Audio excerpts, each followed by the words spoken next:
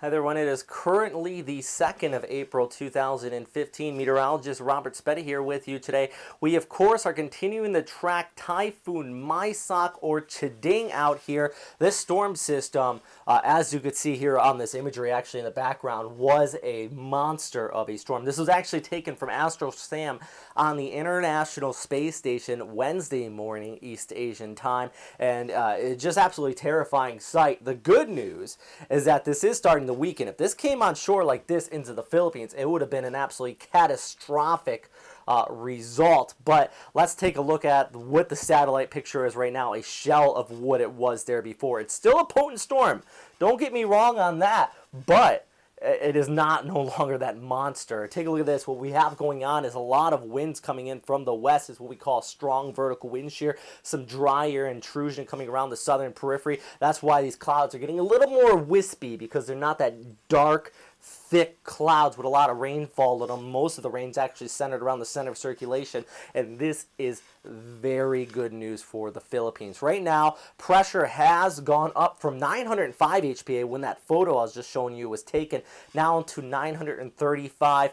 Still a strong storm system by any means, but it is expected to continue on this weakening trend. Pagasa as well, very similar intensity, 95, gusting to 110 knots. What we are seeing, as I mentioned, is this vertical wind shear. And what I mean by that, you have to remember, typhoons are not a 2D structure. They're 3D structure. And what they really want, it's kind of like a chimney. It wants the smoke to go from the surface into the upper levels in a straight line. But if you get a lot of winds blowing on the top of that chimney, or if you just turn a chimney and kind of stick it and then the smoke can't rise, it doesn't work.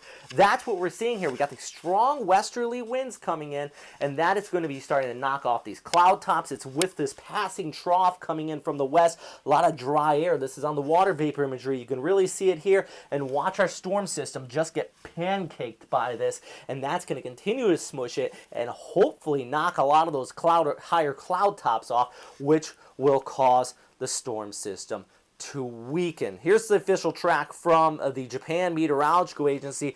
Do want to note they still have it moving off here towards the northwest, making landfall around Casiguran as a tropical storm. Prior to landfall, it should weaken down, but Pagasa has stated they do expect around the Bicol region and basically down there towards southeastern Luzon, for that matter, signal force 1 here in the near future. The big reason that is the problem, we have millions of people out there. Today is Thursday. Easter's coming up on Sunday. It's a Holy Week in the Philippines. A lot of people are on spring break, or mainly just vacation for that matter. We have a lot of people commuting, especially here to the eastern seaboard, so heading out to the beaches. Be careful, be safe. Once Signal Force 1 goes in place, then most ferry travel officially is not supposed to be on the water. We do know some people, they just go ahead and do their own thing, and that could be very dangerous if you are on one of these ferries with waves, which could be as high as 4 to 5 meters when the storm does go overhead, despite the weakening we are seeing with it. That is why actually military has been put in place across eastern seaboards here. We're starting to look at supplies being put in place. UNICEF's already getting out there. The president of the Philippines even went and did an inspection on some of the ferries. So actually some big respects to him for that. Actually, what I do want to show you here is kind of our model. Now, this is the Winsome model, which just shows you what is going to be happening with this storm system. Now, this is from Jonathan O. You can find him at weather.pe. And this would be the best case scenario. You can see the storm moving off there. That wind shear blows it apart. And then it comes on shore into the Philippines as a tropical storm, but a shell of its former self. And this is an in-house model. You can only find this here. And I think this would be the best case scenario if it was to occur. But I do want to compare it up with the ECMWF. That's our Meteor Earth app here, and a very similar outcome, believe it or not. As we go ahead through Thursday and the Friday, there's our storm system. We have our passing trough from the north, and you can see a lot of the moisture in those areas in the blue. And actually, I'll pause this and just put the rainfall on the screen. Scroll it back a little bit here. You can see some of the moisture just getting kind of shedded off there towards the east. That is that shear taking place, and then it eventually comes on shore. Still going to bring a lot of rainfall. Still could cause some flooding. Actually, in some areas, as much as 100 millimeters could occur. But it's not the monster we were expecting, or at least seeing before, that is.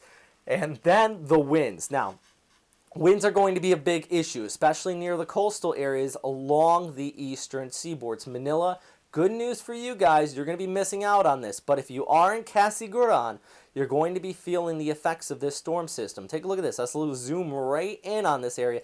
Casiguran, actually right in here, that little peninsula right there under my mouse. You're going to be seeing those winds come on shore with, even though it is going to be a tropical storm by that time, you're still going to see typhoon strength gusts. That is enough to blow things around and cause some damage. You want to be inside. This is another key note. Look at the time here. It is Sunday morning. Easter Sunday. A lot of people are going to be heading to Mass. Out there on the roads, along the eastern seaboards with typhoon strength winds blowing. That just spells a recipe for a very dangerous situation. Just be careful. Be aware of your surroundings if you do plan on heading out. I would advise not to. If I was anywhere in this entire area, and it's basically north of Manila, I would stay indoors and just hunker down. Because it's not only the winds, the sustained winds near the coast and the rainfall. This storm is going to be undergoing a lot of friction when it comes on shore, a lot of change in intensity. There will be vortices spinning up in it. That brings the threat of tornadoes. Weak tornadoes, but they could be rain shrouded, and that brings damage as well. We have seen that in the past with these type of storms. So that is one threat, plus some thunderstorms could be flaring up with this. Lightning we're talking about, especially in some of the outer rain bands, once this comes through. It's just a better scenario. Stay inside with your loved ones. Enjoy your time on Easter Sunday. That's basically my advice to you as we continue to watch this storm system track off there towards the east. There's your rainfall outlook from the ECMWF model, by the way. The one I was just showing you, it does show in some areas actually upwards about 100 millimeters still could occur, but this picks up on that weakening. You can see the heaviest precipitation back there towards the east, and then it just moves across. But still, much of Luzon, you're going to see enough rain to cause some localized flooding, guys. Even though I am saying it's weakening, it doesn't mean it is weakened completely. Let's go back to these images from Chuuk, by the way. Still recovery process ongoing there. Good news, we did get some photos, not photos, but information out of Ulithi. Took the brunt of this storm system at Category 5 intensity on Wednesday. Doesn't look like there was any injuries. At least that's the information we are getting at this time. One more time, another look at this image. So, it's no longer that storm, but it's still a dangerous one. Thanks for watching here at westernpacificweather.com, guys. If you have any questions, comments, or suggestions, please post them there in the comment box below. I always appreciate your feedback. Don't forget to follow us on Facebook and Twitter at Western Pacific Weather. Plus, check this out, Pacific Typhoon season on Facebook. Facebook group I'm a part of, a lot of the other team members are a part of. There's a lot of people in there. We talk more on a meteorological level, but if you want to join it, check it out. I'll actually put the link down there on the YouTube video below. All right, guys, stay safe out there. And as always, thanks for watching.